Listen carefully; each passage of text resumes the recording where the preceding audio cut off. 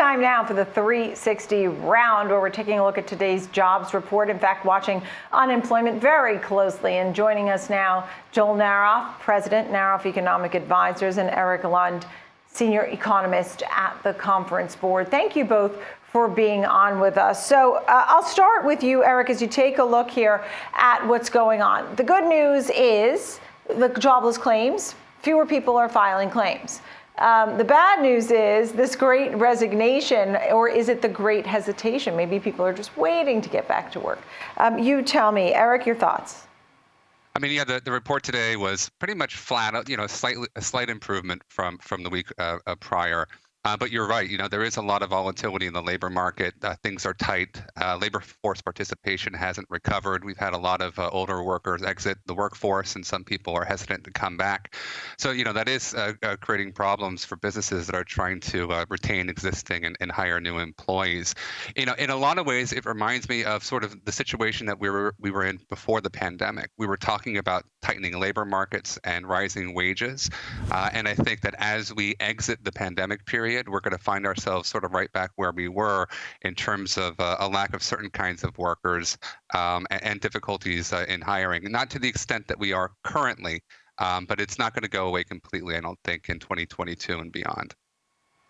Right. And so, Joel, tell me more as we look at what's going on and how the landscape is really changing. In fact, I was looking through a Barclays jobs report that said some of the people that are not returning are those who are married, living with their spouse, and at least one person's working. They're not rushing going back to work. They're just not.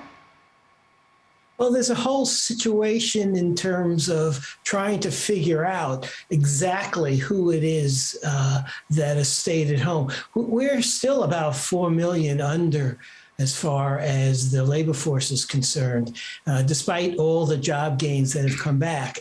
And it is a variety of factors there. Part of it is people who have retired. Some of them are unretiring, but it's a lot of people who are looking to retiring and simply said, I think it's the right time now.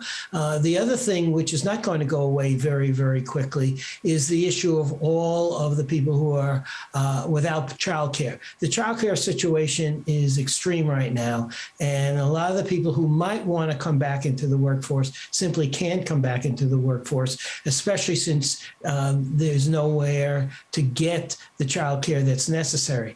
So it's a fairly complex situation, and I don't think that that's going away anytime soon.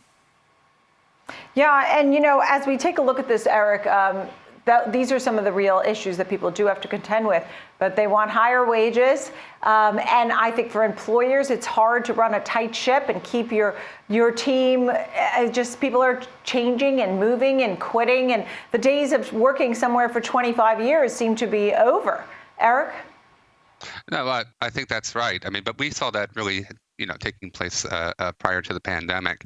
The rising wages are bleeding into other parts of the economy as well. We've seen 30-year highs in terms of some of the inflation numbers that have been coming out recently, and the rising wages and labor force dynamics are playing a role there as well. In addition to some of the supply chain bottlenecks, of course, that we've all been reading about at the ports.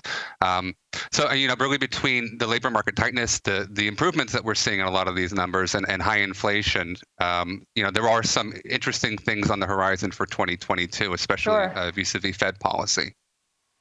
Yeah, Erik, before I get back to Joel, do you think that we'll have permanently high wages, that they won't roll those back to where they used to be? I don't think we'll see them rolled back. We may see growth moderate for a period of time, but as I mentioned, I mean, there are major demographic trends that are occurring in terms of generational changes, the retirement of the baby boomers, that are going to have a longer term impact on labor markets.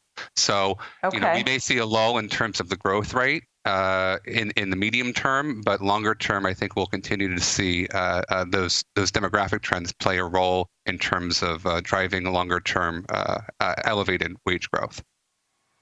So elevated wage growth, people are getting back to work. Joel, what's your prediction for the next year or two or three as far as what's going on here with our labor force? Well, I'm actually, taking the view that the churn we're seeing, the great leaving, as it's being called, is positive. For some strange reason, during the whole last decade, the fear workers had of quitting was enormous. The quit rate did slowly begin to rise over the decade, but you got to think about it this way. The churn that we're seeing is really moving people out of jobs that they probably really didn't want to be in for a long time into jobs that hopefully they're more productive in. So yes, wages may be rising and we may have higher compensation issues, but the productivity gains we had over the last decade were pathetic. And this is a chance to reinvigorate the workforce, and businesses who may be having higher compensation costs may be offsetting that through higher productivity. That's my hope as far as this is concerned. So I'm not negative about this whole idea of seeing a huge number of people quitting. Yeah. All right, I have 30 seconds left. Final thought here as we take a look. Erik, going forward. Going forward, I think that we'll see maybe a little bit of choppiness in the job numbers between now and the end of the year. I think that's a function of some of the holiday effects, but continued progress into next year. Inflation is not going to go away as quickly as we had thought it would. It's going to stick around into early next year and really even through the end of 2022. We'll see the Fed start to ratchet up rates, but that'll be that slowdown associated with higher interest rates should be partially offset by the deployment of some of the infrastructure spending that was recently signed. So we'll still see right there, growth. Joel. I'm going to leave it right there, Erik. Erik Lundh, the Conference Board. Joel Naroff, Naroff Economic Advisors. We had a great conversation. I'm sorry I had to cut it short right there. Thank you, gentlemen. Good luck there at the job.